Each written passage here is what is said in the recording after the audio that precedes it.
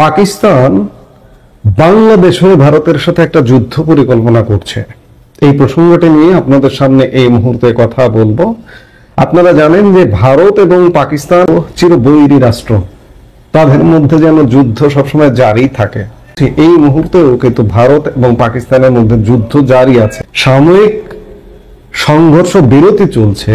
কিন্তু গত মে মাসে ভারত পাকিস্তানকে আক্রমণ করেছিল কি কারণে আপনারা জানেন? পাকিস্তানে জঙ্গিরা ভারতের ভেতরে ঢুকে জঙ্গি হামলা করে গত এপ্রিলে 26 জন নিরীহ পর্যটককে কাশ্মীরের পহেলগাঁওয়ে হামলা করে হত্যা করেছিল। সেই হত্যার বিরুদ্ধে, সেই হত্যার প্রতিবাদে ভারত অপারেশন সিঁদুর জারি করেছিল পাকিস্তানে, এবং অপারেশন সিঁদুর জারির ফলে পাকিস্তানের জঙ্গি ঘাঁটি গুড়িয়ে দিয়েছিল। তারপর 4 দিনের যুদ্ধের পরে একটা যুদ্ধ বিরতি, এবং এখনো পর্যন্ত বিরতি আছে। কিন্তু ভারত কখনোই বলেনি যে অপারেশন সিঁদুর আমরা পুরোপুরি ক্লোজ করে দিয়েছি, এটি জারি আছে এবং যে কোনো সময় পাকিস্তানে এটা আবারও জারি হতে পারে।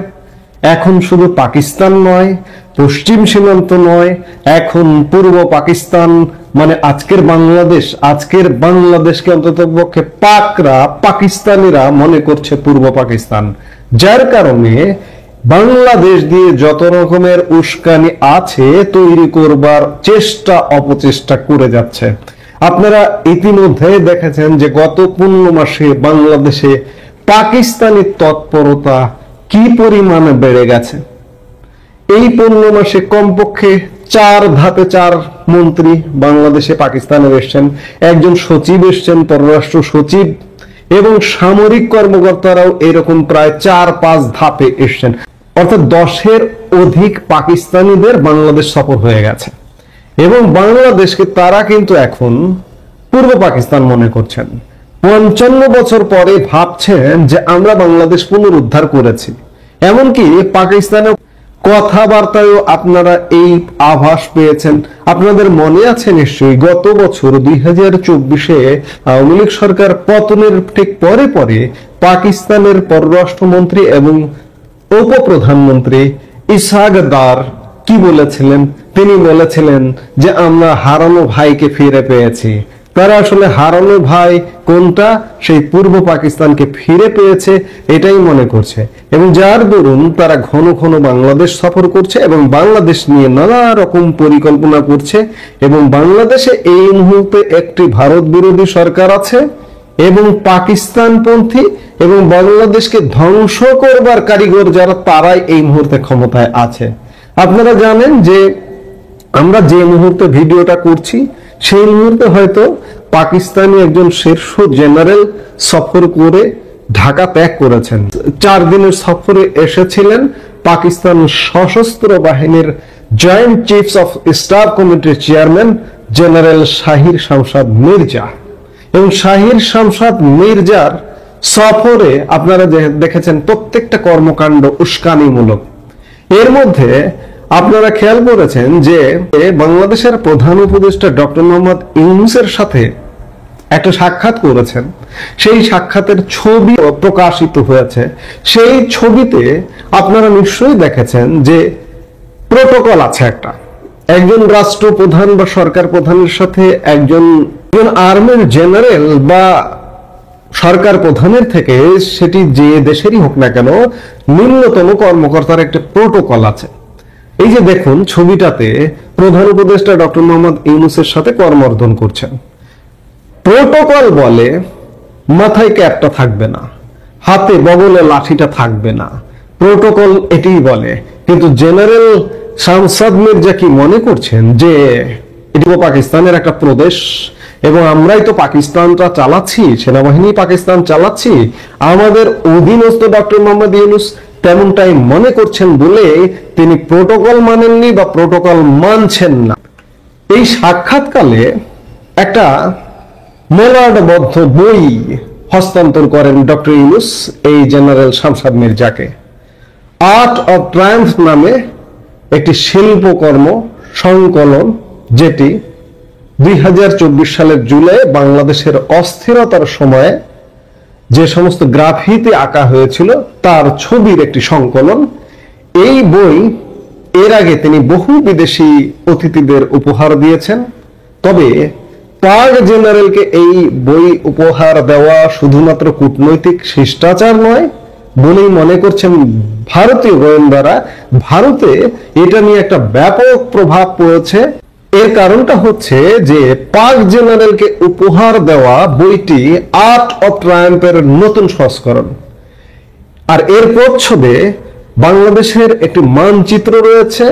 এটি কোনো রাজনৈতিক মানচিত্র না হলেও এতে বাংলাদেশের সীমান্ত অনেকটাই বাড়িয়ে দেখানো হয়েছে। আর বাংলাদেশের মধ্যেই দেখানো হয়েছে ভারতের সেভেন সিস্টার্সকে, ভারতের উত্তর পূর্বাঞ্চলের যে 7টি রাজ্য, সেই 7টি রাজ্য এই ম্যাপটির মধ্যে দেখানো হয়েছে। এটা শুধুমাত্র কোনো শিল্পীর ভূগোল জ্ঞানের অভাব বা তুলির ভুলটান নয় বলেই দাবি ভারতীয় গোয়েন্দাদের। একাধিক সূত্র জানিয়েছে এই পদক্ষেপ ঢাকা ও ইসলামাবাদের সামরিক শক্তির গোপন হাত মেলানোর ইঙ্গিত। আর এর মধ্য দিয়ে ভারতের উপর একটা মানসিক চাপ তৈরির চেষ্টা বলে মনে করছেন ভারতীয় গোয়েন্দারা। গোয়েন্দাদের মতে এই প্রতীকী উপহারের মাধ্যমে নয়াদিল্লিকে বোঝাতে চাওয়া হয়েছে পাকিস্তানের ভারত বিরোধী আখ্যানের প্রতি ইউনূসের অন্তর্বর্তীকালীন সরকারের নীরব সমর্থন রয়েছে। ৭১-এর যুদ্ধের পর ঢাকা ও ইসলামাবাদের যে দূরত্ব তৈরি হয়েছিল তা মুছে ফেলে এক নতুন অংশীদারত্ব গড়ার প্রচেষ্টা হিসেবেই দেখানো হচ্ছে। এবং এর নেপথ্যে পশ্চিমী, বিশেষ করে মার্কিন যুক্তরাষ্ট্রের হাত থাকতে পারেও বলে মনে করা হচ্ছে। কূটনৈতিক জগতের অন্দরে কান পাতলে শোনা যায় যে ইউনূসের ক্ষমতা আরোহণের পেছনে মার্কিন শক্তি ছিল, অর্থনৈতিক শক্তি, কূটনৈতিক শক্তি ছিল, যারা দীর্ঘদিন ধরে শেখ হাসিনাকে সরাতে সক্রিয় ছিল, যাতে এই অঞ্চলে নয়াদিল্লির প্রভাব কমাতে ঢাকাকে প্রতিশক্তি হিসেবে ব্যবহার করা যায়। ভারতীয় গোয়েন্দা সূত্রের দাবি আর্ট অফ ট্রায়াম্ফ উপহারের এই নাটকের চিত্রনাট্য সম্ভবত লেখা হয়েছে ওয়াশিংটন ডিসিতে। ঢাকার এই উস্কানিমূলক পদক্ষেপে ভারতের কি প্রতিক্রিয়া হয় তা ভারতীয় গোয়েন্দারা পরীক্ষা করছে। এবং আমি আগেই বললাম, শুরুতেই বললাম যে অপারেশন সিঁদুর কিন্তু বন্ধ হয়নি। অপারেশন সিঁদুর ভারতের পশ্চিমে জারি আছে। ভারতের পূর্বেও যদি অপারেশন সিঁদুর 2 চালু হয়ে যায় তাহলে কিন্তু বলার কিছু থাকবে না, কারণ পাকিস্তানের উস্কানিতে বাংলাদেশ ইতিমধ্যেই পা দিয়ে দিয়েছে এবং নানা রকম কর্মকাণ্ড ইতিমধ্যে বাংলাদেশে হচ্ছে। বাংলাদেশে জেল থেকে জঙ্গিদের ছেড়ে দেওয়া, বাংলাদেশে নতুন করে জঙ্গিবাদের চাষবাস, এবং যে কোনো মুহূর্তে আশঙ্কা করা হচ্ছে যে বাংলাদেশ অঞ্চল দিয়ে, বাংলাদেশ বর্ডার দিয়ে ভারত সীমান্তে ঢুকে একটা অনাকাঙ্ক্ষিত ঘটনা ঘটিয়ে দেওয়া হয় কিনা। ভারত কিন্তু এই আশঙ্কাও করছে এবং এই আশঙ্কার বিপরীতে ভারত কি অ্যাকশনে যাবে সেই পরিকল্পনাও কিন্তু ভারত ইতিমধ্যে করে ফেলেছে। এখন দেখার বিষয় যে বাংলাদেশ শেষ পর্যন্ত পাকিস্তানি জঙ্গি গোষ্ঠী এবং দেশীয় জঙ্গি গোষ্ঠীকে বাংলাদেশে আশ্রয় দিয়ে ভারতের বিরুদ্ধে কোনো অ্যাকশনে গিয়ে বাংলাদেশের 18 কোটি মানুষকে বিপদে ফেলবে কিনা এই ইউনূস সরকার, সেটি শঙ্কার বিষয় হয়ে দাঁড়িয়েছে এবং মনে হচ্ছে অবস্থার দৃষ্টে সেদিকেই যাচ্ছে বাংলাদেশ পরিস্থিতি। আমরা গভীর উদ্বেগের সাথে বিষয়গুলো খেয়াল করছি, কারণ ভারত কিন্তু ওদিকে প্রস্তুতি নিয়ে রেখেছে। যে কোনো সময় বাংলাদেশে যে কোনো একটা ঘটনা ঘটতে পারে। আমাদের সচেতন থাকতে হবে, দেখতে হবে। সবচেয়ে বড় কথা, বাংলাদেশের মানুষের সচেতন হতে হবে। এই মুহূর্তে বাংলাদেশের শাসন ক্ষমতায় যে বসে আছে সে আপনার আমার বাংলাদেশের এই মানচিত্রের কোনো উপকারী কিছু নয়। এই জিনিসটা, এই সত্যটা উপলব্ধি করতে হবে, নইলে বাংলাদেশের 18 কোটি মানুষের চরম মূল্য দিতে হবে। আমরা চাই না তেমন কোনো মূল্য দিতে। একটা শান্তিপূর্ণ পরিবেশে, শান্তিপূর্ণ অবস্থায় আমাদের যে এই ক্রান্তিকাল, এই সংকটের সমাধান হোক, আমরা সেটাই চাই এবং সেটাই প্রত্যাশা করি।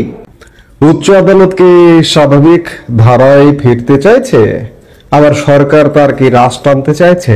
এই প্রসঙ্গটা নিয়ে আপনাদের সামনে এই মুহূর্তে কথা বলতে চাই। গত সপ্তাহে হাইকোর্টের একটি বেঞ্চ একসঙ্গে প্রায় 800 আসামিকে জামিন প্রদান করে। কোন ব্যক্তি যদি জামিনযোগ্য অপরাধে আটক হন তাহলে আদালত তাকে জামিন দিতে বাধ্য। আইনত এটি একটি অধিকার, বিশেষ করে জামিনযোগ্য অপরাধের ক্ষেত্রে, এবং এটি স্বাভাবিক। কিন্তু আমরা গত 15 মাস যাবৎ নতুন বাংলাদেশ, নয়া বাংলাদেশে, লাল বাংলাদেশে লক্ষ্য করছি যে জামিনযোগ্য অপরাধেও জামিন না দিয়ে একটা অস্বাভাবিক এবং শ্বাসরুদ্ধকর পরিবেশ তৈরি করে তোলা হয়েছে। কিন্তু হঠাৎ অধিক সংখ্যক জামিন, এবং এটাই স্বাভাবিক, এটা দেখে সর্বোচ্চ আদালত কি সিগন্যাল দিতে চাইছে যে পরিস্থিতি দিন দিন স্বাভাবিক হবে, এমনটা কি? কিন্তু আজকে আবার আরেকটি ঘটনা ঘটেছে। প্রধান বিচারপতি সৈয়দ রেফাত আহমেদ অতিরিক্ত জামিন দেওয়ার জন্য 3 বিচারপতির নামে কারণ দর্শানোর নোটিশ জারি করেছেন। এই কারণ দর্শানোর নোটিশ জারি করাটা কি আইনসম্মত? আইন কি বলছে? তার আগে আমরা একটু সংবাদটা দেখে নেই যে বিভিন্ন মামলায় বিপুল সংখ্যক জামিন দেওয়ার ঘটনায় 3 বিচারপতির কাছে ব্যাখ্যা চেয়েছেন প্রধান বিচারপতি ডক্টর সৈয়দ রেফাত আহমেদ।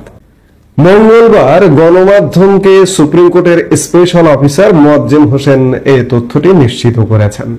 ব্যাখ্যা চাওয়া হাইকোর্টের 3 বিচারপতি হলেন বিচারপতি আবু তাহের মোহাম্মদ সাইফুর রহমান, বিচারপতি মোস্তফা জামান ইসলাম ও বিচারপতি মোহাম্মদ জাকির হোসেন। এর আগে গত 23 অক্টোবর প্রধান উপদেষ্টার কার্যালয়ে অনুষ্ঠিত উপদেষ্টা পরিষদের বৈঠকেও এ নিয়ে আলোচনা হয়। সেদিন প্রধান উপদেষ্টা ডক্টর মোহাম্মদ ইউনূস ও আইন উপদেষ্টা ডক্টর আসিফ নজরুলের উপস্থিতিতে উপদেষ্টা পরিষদের বৈঠকে আলোচনা হয়। সম্প্রতি দেশের উচ্চ আদালতের একটি বেঞ্চ একদিনে 800 মামলায় জামিন দিয়েছেন। একটি বেঞ্চে একদিনে এত মামলার কিভাবে শুনানি সম্ভব তা নিয়েও আলোচনায় প্রশ্ন ওঠে। আমার কাছে বিষয়গুলো বেশ খানিকটা অবাকে লাগছে যে সর্বোচ্চ আদালত কাকে জামিন দেবে না দেবে আইনের মধ্যে থেকে সেটি নিয়ে উপদেষ্টা পরিষদে আলাপ হচ্ছে। আবার প্রধান বিচারপতি কারণ দর্শানোর নোটিশ জারি করছেন। এইরকম ঘটনা বা আমার স্মৃতিতেও কখনো মনে পড়ে না যে হাইকোর্টের বিচারপতি বা অ্যাপিলেট ডিভিশনের বিচারপতি কোন একটা রায় দিয়েছেন বা জামিন দিয়েছেন, এই জামিনের এগেইনস্টে প্রধান বিচারপতি কারণ দর্শানোর নোটিশ জারি করেছেন। এমনটাও আপনারা কেউ দেখেছেন কিনা বা শুনেছেন কিনা আমি শুনিনি। বিষয়টা আমার কাছে বেশ খানিকটা ব্যতিক্রম মনে হলো, তাই আলাপে নিয়ে আসলাম। আমার কাছে মনে হয়েছে বিষয়টা অস্বাভাবিক। বিচারপতিরা জামিন দিয়েছেন, সেটাই স্বাভাবিক। জামিন পাওয়া একটা আইনগত অধিকার, সেই অধিকার থেকে 15 মাস ধরে বঞ্চিত করে রাখা হয়েছে। 800 জামিন কিভাবে দিয়েছেন তারা? সকাল থেকে একদম রাত পর্যন্ত শুনানি করতেই পারেন, অস্বাভাবিক কিছু না। যে মামলাটা কি, এই মামলায় তো জামিন পেতেই পারে, আমি জামিন দিয়ে দিলাম। কিন্তু এটা নিয়ে উপদেষ্টা পরিষদ পর্যন্ত আলোচনা। আমার প্রশ্ন যে আদালত কি স্বাভাবিক অবস্থায় ফিরতে চাইছে? উপদেষ্টা পরিষদ টেনে ধরতে চাইছে? এবং টেনে ধরার প্রেক্ষিতে প্রধান বিচারপতিকে কি কোনো প্রেসক্রিপশন পাঠিয়েছেন? প্রেসক্রিপশন পাঠানোর প্রেক্ষিতে প্রধান বিচারপতি আজকে কি কারণ দর্শানো নোটিশ জারি করেছেন? এমনটা হতে পারে। কিন্তু আইন কি বলছে? সংবিধান কি বলছে? সংবিধান আমাদের সর্বোচ্চ বিধিবিধান, যে সংবিধান বলছে 94(4) অনুচ্ছেদে এই সংবিধানের বিধানাবলী সাপেক্ষে প্রধান বিচারপতি এবং অন্যান্য বিচারক বিচার কার্য পরিচালনার ক্ষেত্রে স্বাধীন থাকিবেন। স্বাধীনতার কথা বলা হয়েছে, বিচার বিভাগের স্বাধীনতা। বিচার বিভাগের স্বাধীনতা তো দূর কি বাদ, গত 15 মাসে বিচার বিভাগ বিচারাঙ্গন কিভাবে চলছে আমরা তো দেখতেই পাচ্ছি। এমনকি বিচারপতিদের অপসারণ পর্যন্ত কিভাবে অন্যায়ভাবে করা হয়েছে, প্রধান বিচারপতির পর্যন্ত, অন্যান্য বিচারপতির পর্যন্ত। এই যে এবছরও গত 9 মাসে একজন বিচারপতি খন্দকার দিলুরুজ্জামানকে গত মে মাসে অপসারণ করা হয়েছে অন্যায়ভাবে। কিভাবে আইন চলছে, আইন তার নিজস্ব গতিতে চলবে এটাই নিয়ম, কিন্তু চলছে না। আইনকে পদে পদে ঠেকিয়ে দেওয়া হচ্ছে।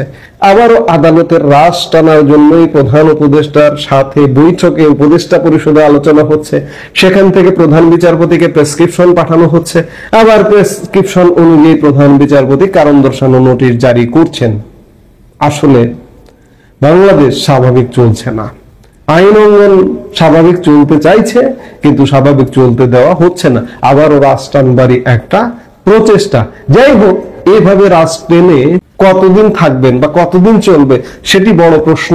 কিংবা প্রধান বিচারপতি সম্মানের জায়গা, সেখানে নির্বাহী বিভাগ থেকে কোনো নির্দেশ দেবেন, আপনি কেন শুনবেন? বিষয়গুলো প্রশ্নবিদ্ধ হয়ে যাচ্ছে। যাই হোক, আদালত হয়তো স্বাভাবিক নিয়মে ফিরতে চাইছে, কিন্তু সরকার আদালতকে ভয় পাচ্ছে, যার দরুন আদালতকে নিয়ে প্রেসক্রিপশন জারি করবার একটা অপচেষ্টা করছে বলে মনে হয়। এই মুহূর্তে এ পর্যন্ত। সবাই ভালো থাকুন।